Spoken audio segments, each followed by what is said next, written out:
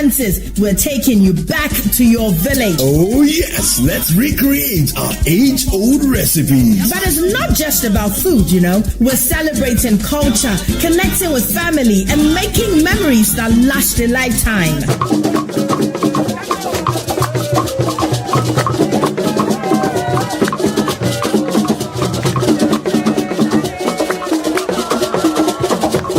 This March, let's come together and discover the flavors that make us who we are. The date is 29th and 30th of March 2025. The venue, Accra Metropolitan Assembly, and the time is 10 a.m. through till 6 p.m. each day. The Back to Your Village Food Festival 2025, where food, fun, and tradition meet.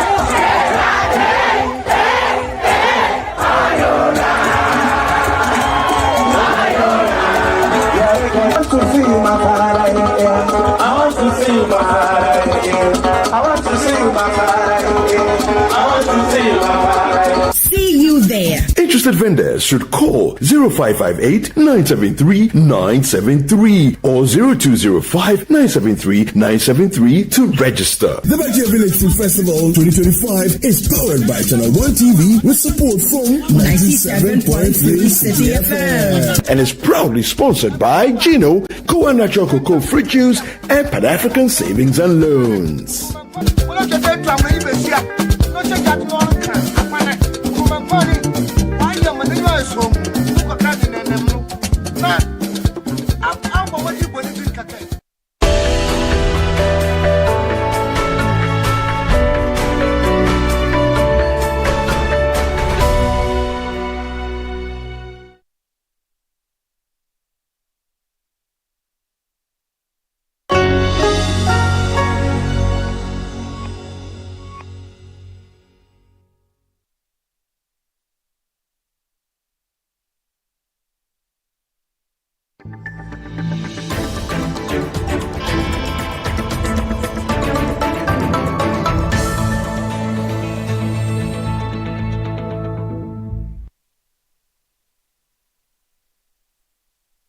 Hello, you're welcome to What the Papers Are Saying. My name is Vivian Lokko. Thank you so much for making time to join us for another edition.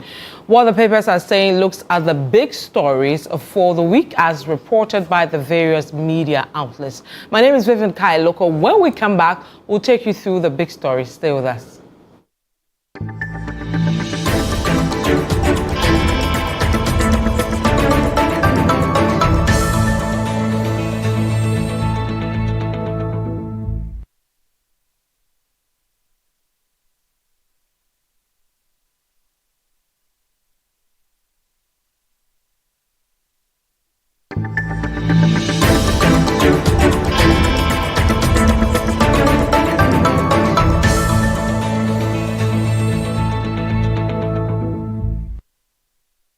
So welcome back to What the Papers Are Saying. Let's take you through the big stories for the week. Of course, the latest as reported on Thursday, a few minutes to 8 p.m. on Thursday, is the fact that the president has sacked IGP Dampare. Let's see how that has been captured by the online portals. We start with citynewsroom.com. COP Yono replaces Dampare as IGP. Channel1news.com, Dampare removed as IGP Yono takes over. And then finally, My Joy Online, Imani Ghana and Professor Ainin head to Supreme Court to stop removal of IGP and other security heads. So that's the latest around removals from the security apparatus. Let's take you to other stories that made headlines this week. We'll start with one to do with flooding. President Mahama forms anti-flood task force to tackle the flooding we see every year. How was that captured? Let's start with citynewsroom.com. Mahama forms anti-flood task force to tackle Ghana's flooding crisis. Channel 1 Newsroom, Mahama's anti-flood task force conducts aerial survey of flood-prone areas. Graphic Online, President Mahama forms anti-flood task force to tackle Ghana's flooding crisis. And then My Joy Online, Anti-Flood Task Force embarks on aerial renaissance and distilling of drains to begin immediately. Let's move from that and take you to a story to do with the Greater Accra Regional Minister visiting the Ramsar site and how that was captured. Ghanaian Times says illegal buildings on Sakumono, Tema, Ramsar site pulled down. CityNewsroom.com, District Assembly's compromise in protecting Ramsar site. Linda Oklu, the minister, speaking over there. Channel 1 Newsroom, Linda Oklu leads teams to demolish ongoing projects at Tema Ramsar site. Away from that, we'll still stay with the Greater Accra Regional Minister. She's been speaking about her plans to fix all the non-functioning street lights in the region. What's the latest with that? Let's take you to City Newsroom.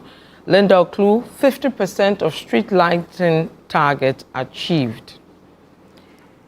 Channel 1 Newsroom, Accra street lights 50% restored. Jubilee House route repairs ongoing. Linda Oklu speaking. Let's move away from that and come to the presidency proper, where the president has been making some statements around SOEs. CityNewsroom.com, no more bailout, government to merge, privatize or close failing SOEs.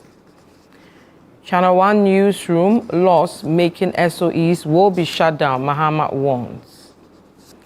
Graphic Online, Mahama warns underperforming SOEs, reforms, merge or phase closure. My Joy Online, many SOEs have been used as mere instruments for personal wealth accumulation. This is Mahama speaking. Let's take you to the budget and see the matters arising on that and how it was captured by various media outlets. We start with the Chronicle. We will abolish the 10% withholding tax on sports winning, Finance Minister speaking. The Ghanaian Times, 5 taxes scrapped to cushion businesses and the citizenry. The Chronicle, Sahini Afenyo marking on fire in Parliament, accuses government of hating e-levy but use its proceeds to celebrate Independence Day. The Ghanaian publisher, e-levy, COVID-19, betting tax and others gone. The Informer, government scraps e-levy, others promise to uphold fiscal discipline, but IEA opposes betting tax cancellation. Let's take you to the Ghanaian Times, reduce taxes, cost of living, create employment, public urges government. The Daily Guide, 2024 budget, e-levy, covered tax to go. And finally, on the budget, CityNewsroom.com, minority to introduce private members' bill for removal of e-levy and betting tax. When we come back, I'll introduce to you my guest, and then we'll start our discussion. Stay with me.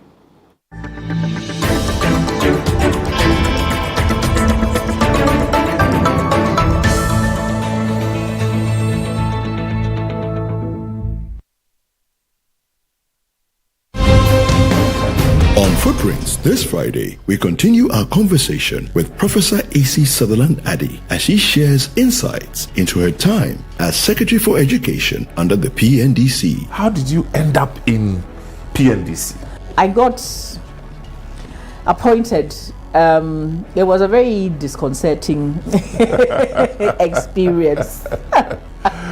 You were appointed on radio. Yes, absolutely, and also disappointed on radio. So in the time when the revolution, had come into place, we felt that there had to be a complete change of attitude on the campuses. For example, we didn't see why the universities shouldn't have their farms producing so that we can all buy and we can feed the students from there and so on. There was that whole sort of idea, maybe idealistic, but idea that the universities could help fend for themselves. But it was good thinking. My mother made it very clear to everybody that the park couldn't be taken for anything. And apparently people became extremely terrified of her. I mean, you couldn't, because some people wanted to build a casino on the park, all kinds of things. And she just said, no, this is the park for children. Footprints airs every Friday at 7 p.m. only on Channel 1 TV.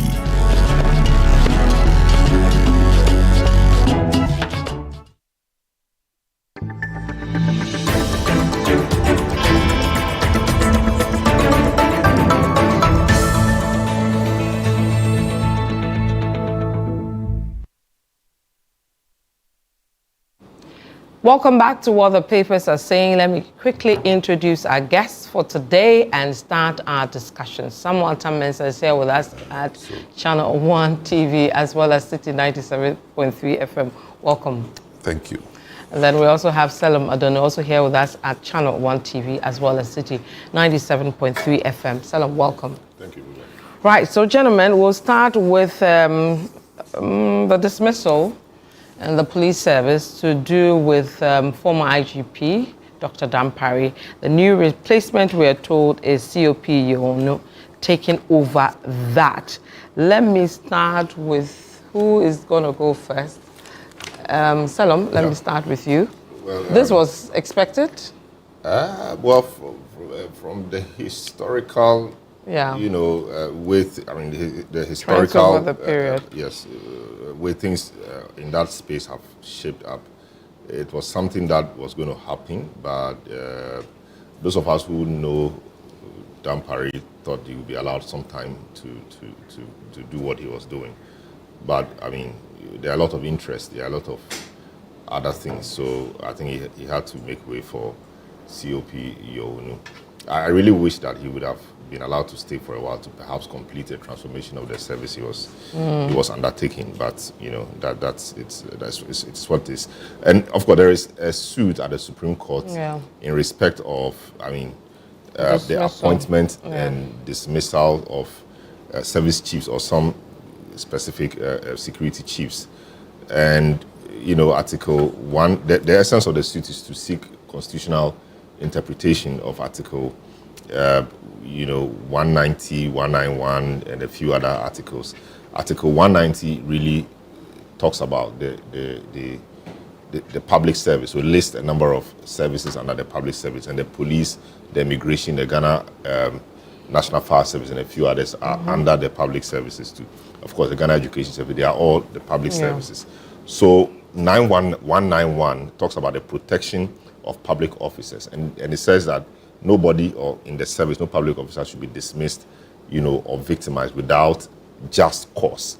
So the essence of the suit really is to seek interpretation to that phrase. That doesn't mean that when the new president comes, that they can just remove the IGP or the comptroller of the immigration service and all of that, or the police council can just do that. When there is no just cause. Just cause is something happens, they sit on it, they deal with it, and they come to a certain conclusion. So that's the interpretation they are seeking.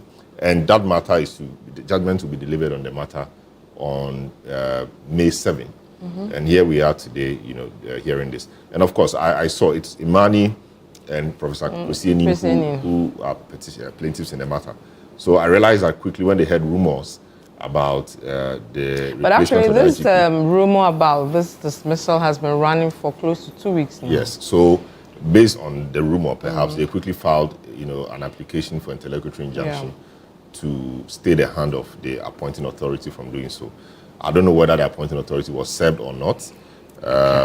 And here we are. We've heard that it's happened. So I'll pick your thoughts on the replacement, but let me bring in Samens as well on his thoughts on the dismissal. And this is something we've seen over the years. When a new government comes, there are key people that are moved, are sacked, for want of a better word. I'm sure you're expecting this. Well, I'm sure Dampare himself was expecting it, so who am I? I mean, it was going to happen. It was only a matter of time. So, and it's happened. Thankfully, they did not rock the boats with the replacement, because in the hierarchy, Yono was the number 2, right? And so all they did was to shift the number 2 person to number 1. That way, you kind of restore a certain kind of equilibrium. And so, but as to whether it was a right or wrong thing, I don't think we are in a position to say. You know, it's a political appointment at that level. Okay. And he was appointed by a certain president, another president comes, he removes. It's just the way the game is played. And everybody who's appointed at that level knows that you can be taken out disappointed. So it's a time game. So it's time for him to go, another one comes in. But is it time to relook at that when a new government comes, so such positions, we allow them to hold? For whatever, I mean, Salom, help me out. For whatever the Constitution was looking at, when they were able to determine that beyond a certain rank in the military, in the police, appointments would normally come from the top. You know, I don't even know why we did that.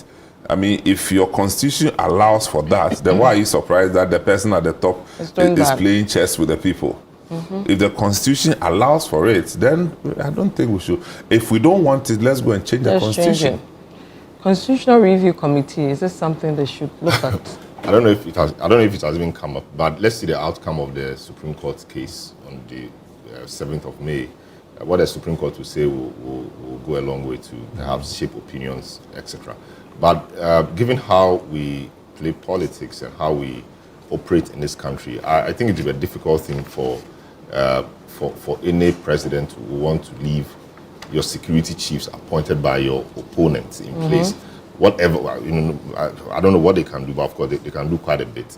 And it's a position of trust and all of that. I think it will take a really, really long time to have this change. I don't think anybody will have the courage to do so. What they will say is that the appointment should not be left to, for example, the president. Maybe there should be a body which should independently appoint the person. But we say that every time. There are bodies supposed to be independent, supposed to be appointing people. But people appoint independent bodies. Even the Council of State, which is supposed to be the most neutral of neutral, is even appointed by a president, largely. Yeah, largely. So we should just live our lives and go on. Once you are appointed, know that somebody will remove you. But that party has always known that they will remove him. You understand? He also replaced somebody. That person. So look, let's move on. Yohonu is equally competent and experienced.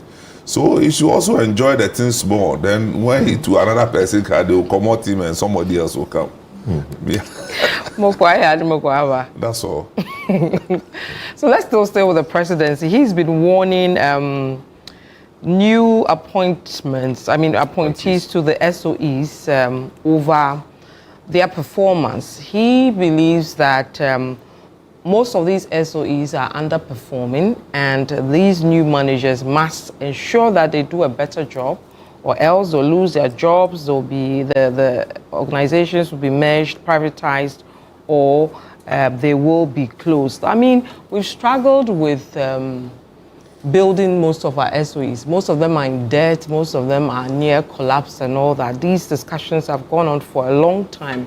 Would there be anything different this time around? I think it's in anticipation of this anxiety. Correct me if I'm wrong. I have not witnessed this kind of forum before. Maybe I missed it, where the president gets to have this one-on-one meeting, at the beginning of their tenure with SOEs. I mean, in the past, I know they have, they do their meetings, retreats and all that together. But this is at the beginning of our tenure. Everybody is called and given a charge. And I think another thing that I witnessed was, look, people were given a better reality of their mandate. At some point, they asked them, after hearing what you have heard, do you still want to keep your position? And people started laughing. And the president said, no, I'm very serious. After hearing all these things, would you still, if you cannot align, then please, this is the time for you to resign. And I think that's very instructive. and it's a good signal by all standards. Definitely some will fail. I mean, they are not magicians. Some will fail because most of them are political appointees. And the fact that you've been appointed, political appointee, it doesn't mean you are the most qualified or you are the most experienced, nor are you the most competent. And there are games people play in it. So some will definitely fail, some will succeed. But with this kind of charge and the promised monitoring and performance evaluation and all that the president said, if they will stick to that, then maybe we will be able to turn the tables. Okay. Yeah, I think it's refreshing. I think it was an important forum or program to speak to the appointees. Like Samen says, they said some will fail, but I think the expectation is that a lot of them would succeed. And once a lot of them succeed, then it means the president's agenda is working. And indeed, what we say is that the real job is at the SOEs, or it's at that level. So the ministers will give direction, will do whatever they will do. But the real job really is at those levels. I mean, how to work to be profitable, generate money, do a lot of things, help create jobs, even though these are, I mean, they create some jobs. Yeah. If they work well, things happen. So, yes, and it's important to sound the caution to them now. So, like Samen says, reality check. Are you willing to continue after hearing all of this? Yeah, you say yes, but it will make you think for a second. And I think what he has to do really as a follow-up to this is, once some fall, below the bar, he must let them go home. That will send a strong signal.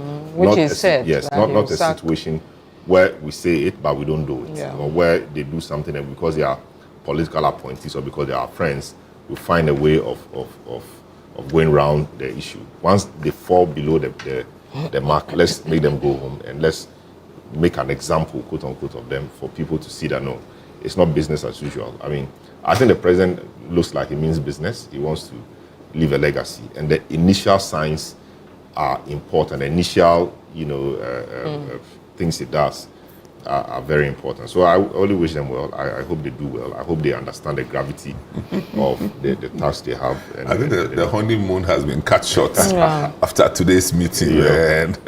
So I really wish them well, and for all of those who are still expecting appointments, etc. I mean, this is the job. So when you go in there, go do it and do it well. And I'm particularly happy for this guy, Professor White, who leads SIGA. The SIGA boss. And a lot of these people come under SIGA, and I really hope that they do well. I really hope they do well. Well, we hope. Well, no, some will fail. Of course, some will fail, but we can only hope they do well. No, some will fail. Papa, some will fail. No, they will fail not because of the people who have been appointed. But it is natural and normal. The general structure of some of the institutions, some of the institutions, they have overemployed thousands of people. Yeah. You go to some of the places, 3 people are sharing one chair. They don't have any job. Yeah, some are standing. Yeah. And how do you make profit with that? You are paying all of them salary. So look, they have to change the genetic structure of some of the organizations, even merge some of them, collapse some of them. You understand? There's a lot of work to be done, So if you are happy, Charlie, they've cashed out your happiness. Go and deliver. If you don't deliver, we'll come after you, Charlie. But I wonder why the president will say that if they don't work hard, they will shut down some of the places. If you shut the place down, I mean, they said or merge. But deal with the people. Why would you shut the place down? No, because somebody's not performing. There are varying reasons why some of them may not be churning out profits. You understand? And it may just take a situation where you join hands with, a sister company. You get me? If you go to the Gihok stretch, for instance, there are a lot of the companies that will have to put together. The way Atu said it, even the alcohol company is making losses in Ghana. Even the alcohol company. Can you imagine? How can alcohol company make losses in Ghana? Maybe because people are so broke, they can't buy the booze. That's not true. It means that maybe there's something functionally wrong with the structure of the company, or it's just sheer incompetence. Yeah. They may have too many and all that. And that's a feature that is common to about 90% of the state-owned enterprises. Yeah. They have overemployed people. And as I speak now, they are still employing people.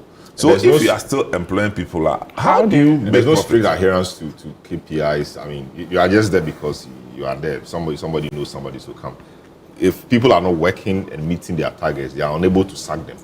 But yeah, will Labour allow them to sack them? No, but that's another discussion. No, so that is why there should be appraisals. If first quarter you are not doing, you fall below the mark. Second quarter you are rating to explain. I mean, let's see what we can do to help you. Triggered. You know, and you are not performing. I mean, it's only fair that you go, and that's a just cause because you are not fit. You are not performing, and we want to make profit. That's right. So with lives of you around, we can't make profit. So you have to go home. You'd have been given enough time and assistance to perform. And if it doesn't work, maybe you have to find yourself elsewhere. Maybe you do better there. That's what the private sector usually does. Yeah. SOEs are unable to do so. That's the difference, really.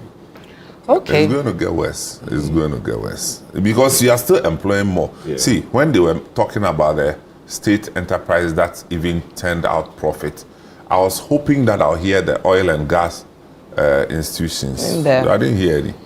I heard Ghana Port, I heard Ghana Reinsurance, and then state housing, because state housing has come from down to make profit, which is they're a really significant. confident. Yeah, you understand. Those are the kind of things we want to celebrate. But you see, GMPC, Ghana Gas, MPA, BOST, we didn't see any of them there. And we are still employing more people. And then we wake up that we want 13 to and these are places of choice. These are places every young person wants to go. Yeah. So we need to take very, very brutal decisions if we really, really want to, make these organizations profitable. It's not just saying and wishing people well and praying for them. They should take proper decisions. If we have to cut down on staffing, we should cut down on staffing. If we can't cut down on staffing so that we make the operations more efficient, then we better give up. Okay. Now, one minister has been working. She has at least been able to demolish some walls around the Ramsar site, and she says she's also been able to fix about 50% of non-functioning street lights. One of the biggest stories for the week was the destruction of illegal buildings at the Sakumono Ramsar site. Something that Titus struggled to do. Our very good friend, the minister before Titus, Henry. Yeah. I think she's doing well. Well, Titus was doing well, Henry Cote was doing well. But let me say this. You see, the problem has always been the disconnect between central government and some of these functional ministers or regional ministers. Yeah. So if you ask me, the next thing I want to see is an endorsement of her actions from the presidency or from a senior minister to say that we all are part of this decision. It's not a singular decision that she has taken. I mean, in the eyes of the public, the government must own it so that it will empower the Ashanti regional minister to do same, the central regional minister to do same. Why do you want to build on Ramsar site? And then is this something we need to debate? So she's doing the right thing, but she needs the what's the word? Overt endorsement of government. Well, great. I mean, it's a pity we didn't see her really at the vetting, and I think she was protected. Yeah, I think she it's upon hindsight, I think she would have loved to go through it because you realize that people thought it was because she was not tough. Yeah, that's why she was protected. But I'm told she's very tough. On the contrary, she's good. And I think soon after that, when the media bashed, she was bashing the MPs on the committee and all of that. I think she addressed the press and tried to state her agenda for the region. Yeah. All of those would have come out at the vetting and would have known who we're dealing with. So as we speak, we don't really know what really she has, up her sleeves. But she looks like somebody who wants to do well. And I think Greater Accra region is beginning to have a history of tough ministers, Henry Cote, Titus Glover, and now Linda Oklu, trying to work hard. Indeed, you need a certain level of hardness to be able to succeed in the Greater Accra region. And it doesn't make sense why people want to build on Ramsar sites. It just doesn't make sense. But people will take money, go buy those places and invest, build houses.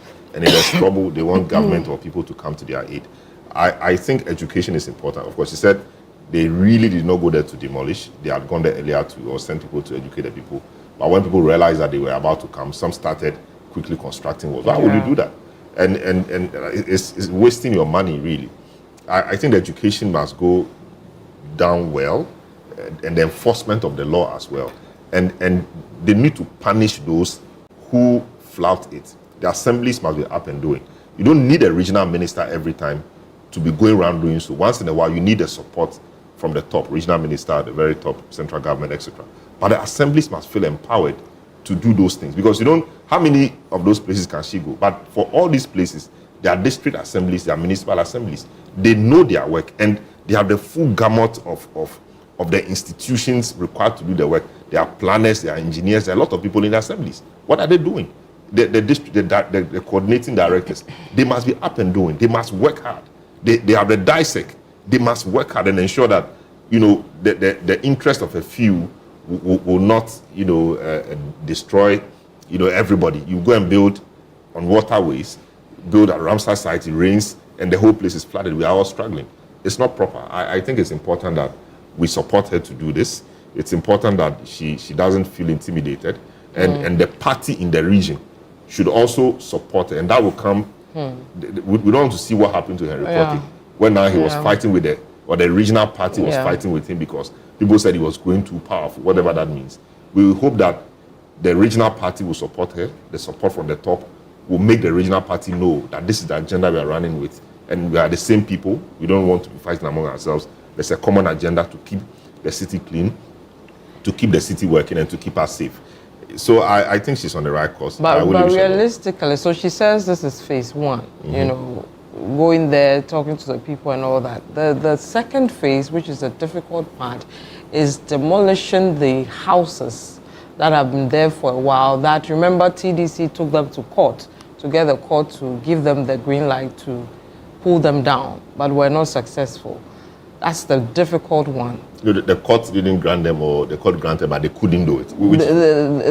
They couldn't do it. So they have to. So there's so I understand. One of them, was it Henry Quarty or Titus? Titus took it to court as well. They wanted to apply the human face to it. Yes. And a similar thing happened at Wager and some other places. So that's always a problem. I mean, we need to bite the bullet. We need to, because if you build there and it rains and we all suffer, it's not proper. And you see, it is the docility of the assemblies over the years that has caused this. But some way, somehow, we must find a way around it. And by all means, let's not sit and see new structures, come up. If we cannot destroy or demolish the old ones for whatever reason, let's ensure that what is left, we don't lose that one too. That should be the real focus. If we think for whatever reason we cannot demolish the buildings there, but they need to really do a proper assessment and see which ones are very necessary to go. Then those ones can go. Okay, I have to take a quick break. This is what the papers are saying. My name is Vivian Lokko. I'm here with Stella Madono as well as Samuata Mensah. We're looking at the big stories for the week. When we come back, we'll move to the budget, and there's a committee that has been set up by the president to also deal with the flooding situation we experience every year. Will that be successful as well? Stay with us.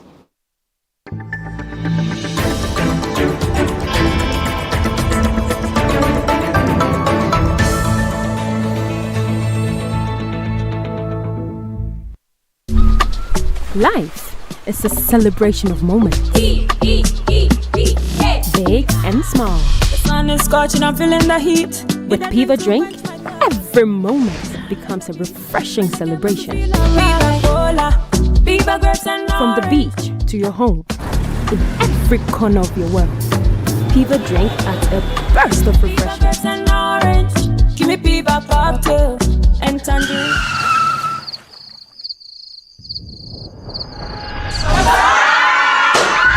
Celebrate every moment with Piva Drink. Refreshment for every occasion.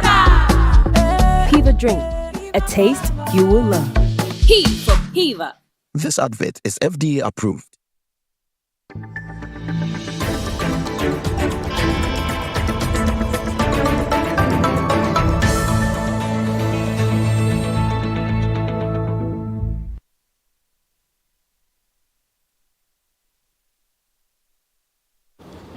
Welcome back to what the papers are saying. Thank you for staying with us. My name is Vivian Lokko with Samuel Tames in the studio, as well as Selim Adono. We're looking at the big stories for the day. We'll stay a bit with the Greater Accra Regional Minister, because she's also said she's been able to get 50% of non-functioning street lights back. Selim, let me start with you on that. I think she really wants to change things and is really Yes, so that's what I'm saying. It's a pity we didn't see her really at the vetting. I mean, I would have loved to know plan for sanitation, but I mean, that's by the way. So yes, you said 70% of street lights to be 50 fixed in 50 days. Yeah. I don't know how she said it. I don't know whether she just said it off the cuff or something she really thought about to say. I mean, but it has come to stay. So she wants to fix street lights. It does appear that she has a job cut out. It does appear that she's made some strides. She appears to understand the issues, you know, when you engage her. So in terms of street lights, for example, her engagement, etc. I've told her that there's copper wire around the lighting system, which is attractive to people, and so people steal them, and that's one of the reasons. Sometimes people steal their photo cells in their bulbs or wherever, and so it's attractive to them. It says one costs about 150 cedis. So if you're able to steal more, then you get about 1,005 cedis, you know, and all of that. But I think there was some time ago, President Mahama, in his first term, was addressing a gathering, and he gave an example of how some people were removing street lights and nobody bothered to check because everybody thought they were the right people. And a lot of that goes on. So, for example, if during the daytime you see people with the cars, sophisticated cars, or the cars for those purposes, I mean, those guys who fix the street lights and all their things, removing or doing something, nobody really would ask any question, because we all assume that they are the people working on the thing. And that's where the problem is. I don't know what we can do about that, but I think there should be a way that we can identify those people, or these are the people working on the street lights, so that when you see somebody, you can ask a question. Citizen activism also comes in there. Ghanaians really are not very active citizens when it comes to some things. But I think we need to pick up those things, because central government alone, I'm not sure can do it, because they are not everywhere. And if somebody is stealing the street light, and we think that people are repairing it, and so we don't say anything, and later in the night we realize it. But she found a solution in getting to deter people from re-stealing those copper. I think you spoke to her on Eyewitness. Yes, but I think she's still in the process. But for me, the enforcement, that's stealing. Yeah. So the enforcement of the law is what it should be. Of course, when they arrest them, I'm sure they will prosecute them and deal with them. But I think there should be a mechanism that will make people identify those. I don't know whether there should be cameras on the street light, but plenty street light, plenty cameras. I don't know how that will work, but there should surely be a system that will identify, or that will trigger something if people are on a street light and they are not authorized. I don't know how they will do that, but there should really be a way around it, because it doesn't make sense. Street lights are working, they fix them. After within a week, few days or so, it's gone. They go away, or they go off. Or after 1 week, you see them going on and off, on and off. Flickering. And later, they don't come on again. I don't know if that's the quality of the lights they fix. I don't know what it is. But I think we need a comprehensive discussion on this, a proper solution tailored to this. Because you can't be driving on the Medina Dental Road and the place is dark. It doesn't make sense. Of course, he explained the Tamamoto way bit, says because it's under construction, her engagement with the people told her that because it was under construction, it would be difficult to have street lights. The lights in the meantime. The cables and all of that. But I really hope that she's able to do this. But the sustainability of it is what the issue is. The problem. You fix them, you ensure that they stay for long, you know, and the repairs and the maintenance of the street, and the replacement of the parts when they go bad or when they spoil. You said it's the assemblies who are supposed to be doing that, but some roads really are not in the purview of the assemblies. Yeah. Very high, they're the highways. I'm not sure assemblies do that. So I think we need to understand it properly, so that we can. We know who is dealing with what. Let me bring in some men. He's quite passionate about this street light thing. I've heard you a lot of times on the breakfast show. Linda, you started on the right note, so that's all we can encourage her, you know. But I think the management of the street lights, it doesn't end with just providing the street lights. Okay. Incidentally, when you go into the villages, I mean, I go to my own village of Enyande in Ejumako, I see street lights every time. Active street lights from Ejumako all the way to Enyande, the villages. The street lights have been there since. And nobody's taking them off. Yeah. And they were all supplied at the same time that street light was supplied in Accra. But the Accra, there's somebody who has made a profession out of stealing.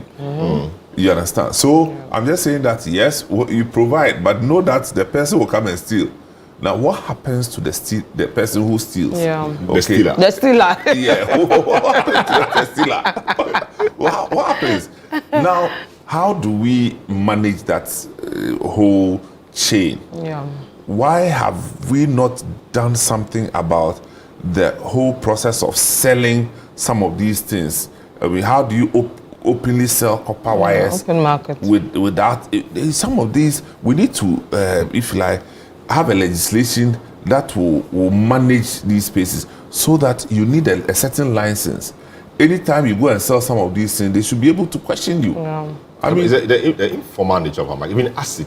That's what I'm saying. So easy How to can buy you acid. People go and take transformer. Yes. Yeah. Enter And sell transformer it. because I hear there's some liquid inside that they sell. But you, the person people buy buying it, are you correct? No worries. Right.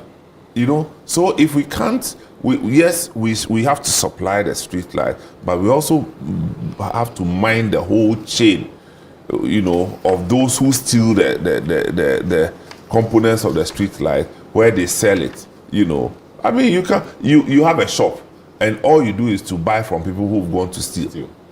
And the system cannot identify you. I mean, no, not until we start looking at it from that angle as well. People will keep stealing. Because this look, right down the street from where we are, about a month or two ago, I saw some people digging the main road. You know, as you go up there near the pharmacy, digging on the right side. to the right side. You know, so one day I stopped. And I asked them whether they are from where they are from. Yeah. They said they are contractors. From where? I said, from where?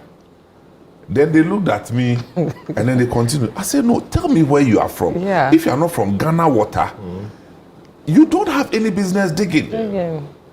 But there were too many cars behind me. So They're causing traffic now, yeah. Causing traffic. So I had to leave. Now guess what? They dug the place and they've left it like yeah. that. They've left it. So all the money we've used in Doing the road is just gone because somebody thought that for their convenience they should dig across the road and solve their own problem and leave us to suffer. That's what happens. You go to places, they say they are doing speed ramps. The speed ramps is like prayer mountain.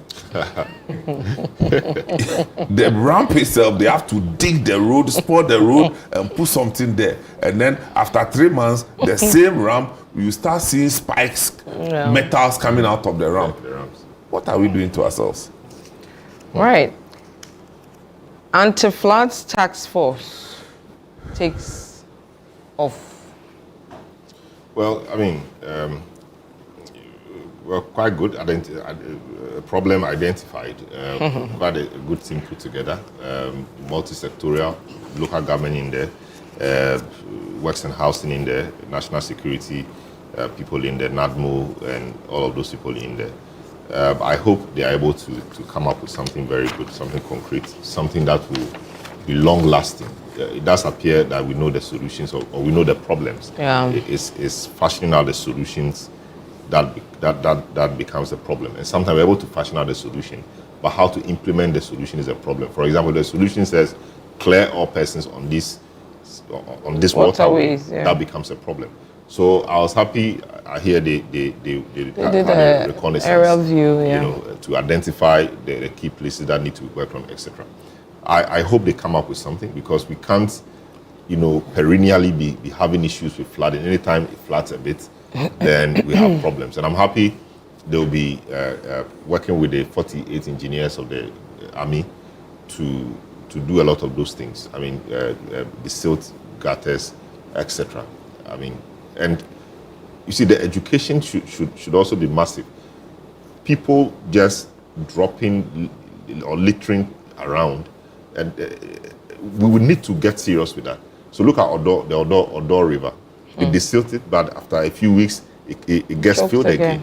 You know, we need to find a way around it. It's not correct. So the Odo, for example, if you don't solve that problem in central Accra, and it rains heavily, Accra will flood. You know, we need to solve that problem everywhere. And the desilting shouldn't be something we do once in a long time. It should be quite periodic. I don't know how much it costs. It costs a lot of money, but we should have a way of doing it. People around those places must be well educated. And it also does appear that the Odo, for example, because it's circle and there's a lot of human activity there, it easily gets, you know, polluted. We need to do some real work on that. The key areas, Weja, the Sakumo Ramsar site, the Tema Fishing Harbour, I mean, these are the flood-prone areas. Let's do some real work on those areas and see how this rainy season will go. I really hope they're able to do some work. So well, they said Weja, for example, majority of the problem was because the houses were in the waterway. Yeah. So it means you have to clear them. So yeah, they are hard decisions. Can they clear them? They are hard decisions, and I hope they're able to take the hard decisions. It's difficult, but the people too should have themselves to blame sometimes. It's not everywhere you build, and the assemblies also must take part of the blame. It's not everywhere you give permit to, and if somebody is building without permits and the person is not supposed to be building there, you stop the person or you punish the person. So it's like a society that is not functioning. Everybody is just there. Nobody really cares about the general welfare of the people. It's terrible. I hope they start from somewhere, and I really hope they make some progress. If they have to demolish, yes, let them demolish. You should. Okay, let's see if they can. So, men, your thoughts on this task force? It's a good one. It sends a positive signal that they are prepared to get the work done, as other governments have done repeatedly. And again, what they always leave out is the action to deal with the attitudes of people. Mm-hmm. We do everything except the attitudes of people. I mean, Salom just spoke. The question is, you know, there's a reason people give permits, okay? When you go for permits, the institution is represented by an officer who now delivers the permit in their name on behalf of the institution. Is that correct? Yeah. So, what is it rocket science that we cannot fish out the officers who give out the permits and punish them brutally? Look, if we start punishing the officers brutally, they'll stop giving out the permits. I'm telling you. Because nothing happens to them. If you go to AMA, you go to TMA, you go to all these places, and you go to Ramsar side, the people who have permits, just check the name of the person who gave the permit and go after them. You see, if we go after them, they will all scatter. I think that's the first place to go. Because a lot of these people, you'll be shocked that they have permits. Yeah. They actually have permits. And the permits were given to them by officers of these institutions. And they go unpunished. And they create a corrupt institution, corrupt processes out of their own malpractices. You understand? So if we cannot punish them as a first port of call, then we'll just be running around in circles. Yeah. How do you fetch water into a basket and then kneel down that you are praying to God that the basket will be full? Retain the water. You have Odo River. You go and take machines and say you are desilting. While you are desilting, people are pouring things into the thing. There are mechanics who are putting debris of written off automobiles, pouring oil every day into the thing. We cannot, you see, we don't think that it's our duty to stop them. Yeah. But we believe that we should go and look for money and come and desilt the thing 1 week after the thing is messed up again. I mean, why do we do these things to ourselves? So yes, it's good that they put it to, but I think that if and that's what Stan is leading, right? Yeah. Stan, please give the military people some chance to display there. Give them some upper hand in this matter, whether people will misbehave. Because the people go, we got a call. You go and call the 48 people. You call them on whose phone? If they come and you have put your house in the wrong place, they should remove it. They say human face. Which one is the human face? The human face is that one person has built there. Everybody else. And you think that human face means that, let's allow him small. Forgetting that allowing him exposes 100 more people to danger. Yeah. So which one is the human face? It's not human face. How about the 100 people whose lives are in danger because this person has blocked the waterway? Anybody who has blocked waterway. And you know, between then and now, when the wager issue happened and now, Vivian, Salom, go and see between the last 2 years, how many people have built again. So while we are at it, people are still building. While we are at it, officers are still giving building permits. I think there's they put block in their head that when there's a problem, you find ways of giving building permits. So we should go and fish all these people who gave the building permit and punish them, let them lose their job. When they lose their job, they will think that next time when they get the opportunity, they won't misbehave again. Right. Let's move to the budget. We have a few minutes to go. Salom, taxes removed. Betting tax has become the discussion over what really is betting tax. The finance minister is promising us so much, things will get better. Are you convinced? Well, it's the first budget. I recall Kenneth Ratter's first budget. I think he called it a simple budget also, filled with a lot of hope. And I think that was when they removed what they first called the nuisance taxes. And there was a lot of hope. I really hope, I'm using the word hope a lot today, but I really hope that, you know, the good intentions really materialize. Arthur Forson appears like somebody who is serious about what he wants to do. He feels he's been prepared for the moment.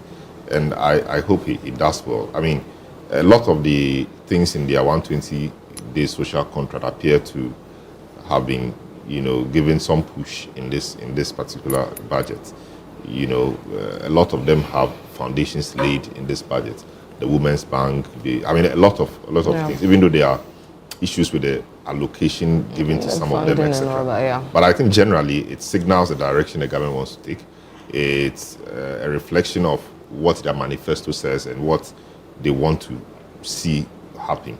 And I think it's great, it's impressive. The removal of the taxes, they promised it and they are doing it, which is good.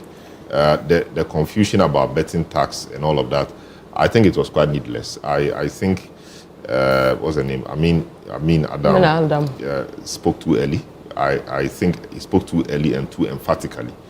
And today, I think he retracted a bit, I think so that should end the matter, because he was not treated kindly or favorably by the so-called investor community, because they felt, and by investor I mean the bettors. Yes. So they knew or they saw or they experienced the taxes being deducted. So if you say it was never deducted, I mean you are just talking to yourself, because the real people know the truth. I thought he spoke too early, and the explanation he tried to give today, that, you know, a lottery winners. I think Arthur Forson could have been clearer. He wasn't very clear. I don't know whether it was the framing of it. It shouldn't be otherwise known as betting tax, because the betting tax is a different tax, and the lottery one too is quite a different one. I think it should have been clearer, and it's politics, but I thought he spoke too early. But that statement of removing the betting tax has been something they've been saying from day one of the campaign. That they will do. So and they've done. Yeah, so I didn't all see of a the sudden, point. It's a bit confusing. I didn't see the point. Apart from, of course, there are others who think that, yes, removing the other taxes is great, but the betting tax serves other social purposes. So it serves as a deterrent against, you know, betting, because they think betting is not a good thing. So you don't incentivize it by removing the taxes. You deter people using tax, which is what is done, you know, on many things which we don't want to encourage, like alcohol, cigarettes, etc. So people think that leaving it that way will rather attract more people into it. But yeah, that's the discussion. I kind of share that view though. E-levy and the others, yes, it's great, it's gone. It's COVID levy finally gone. You feel it when you are sending a lot of money. Well, if you feel it from when you are 1,000 cities upwards, a lot of money. I mean, it shakes you. Let's see. And of course, these are revenues that the state to be losing. But he appears to have some plans to bridge that. He talked about the tax is it relief account or something? Yes. So he's going to get some billions that he will use to balance. I hope it works. If it works, then it means they've done a good job. Okay. I really hope it works well. It looks like a good budget. A lot of the things they promised, have been given some expression in the budget. I hope it's well. Let me also touch on the minorities presser today. I think it was also very well organized. The minority guys on the finance committee, I think, are strong. And I think they will do a good job on that committee. So when you look at the guys who addressed the press today, very strong, and I think they were very organized. 4 of them, they shared among themselves the specific part of the budget they wanted to talk about, which was good. I mean, talking about the real budget, the fiscal matters, the real technical issues. Apina talking about some of the allocations, etc. Lokko dealing with the debt situation. Kojo talking about the practical parts of it. This is what you said you would do, but this is how much you've allocated to it. It shows the direction you want to go. I mean, I think it was fantastic, and I wish them well too. I hope they do well. It will all help the country. Okay, so means Castile is your cousin or country club man? It's my the very first time I saw Castile I was with Samens at Dojuma. We went to do some rounds. Yeah. That was in 2008. Yes, he was quite a small boy, but he was busy. But it's fine. Now he's the finance minister. So. No, he's my member of parliament, if you like. In your own words, Your impression so far is delivery of the budget and the budget is well delivered. I mean, it's just a statement of intent, if you like. So between the expression of intent and the outcomes is the discipline of execution. You understand? And this is where they all fall short. The discipline of execution. And so we just wait to see. I mean, I am still very, very skeptical about the women's banking. Why? Not that I don't like it. I don't think it will work the way they are talking about it. Well, what's your fear? I mean, why do you need a women's banking necessarily? We've had women's world banking before. It failed. It failed triumphantly. What I'm saying is that there are how many banks? Why don't we craft a policy that will place a demand on the existing banks to have a portion or a certain kind of engagement with women, if you like, because setting up a bank means the full-fledged bank, and it's running as a commercial entity for profit and loss. And so how do you exempt the women out and treat them differently? Where are the resources going to come from? You understand? But if you went to, say, ABSA, went to Zenith, went to Omni Basic, and said that, look, we have a new policy, and this is the grant that we are tapping into from this bank, international bank, and we are going to spread this grant across specifically for women. You understand? You don't have to build a house. You don't have to employ new people. You don't have to buy plant and equipment. You don't have to buy vehicles. But you are making use of existing structures and institutions, but you are going to enforce a particular policy through them. This is how I look at it. Maybe it may sound simplified, but I know that with a 60 million cedis seed money, it will not scratch the surface of anything. Unless they have some magic somewhere. I'm telling you, with 60 million, you will not get anywhere. Because you see, the challenges, there are real challenges with extending loans to the market operators. There are real challenges. So what I'm saying is that just setting up an institution and naming it Women's Bank does not necessarily resolve the problems there. And another thing is that by setting up these new institutions, there's a learning curve that they will have to take themselves through. And the market is not waiting for them. And even if you establish it, the existing banks are not going to sleep and wait for you to do that. So I don't know. I just think that we need to do some more thought processing with this woman banking idea. Don't get me wrong, I'm not saying that the women don't deserve. I'm saying that the vehicle that they want to use, I'm not so sure about. It was a good thing to sell. Actually, it was easy to sell.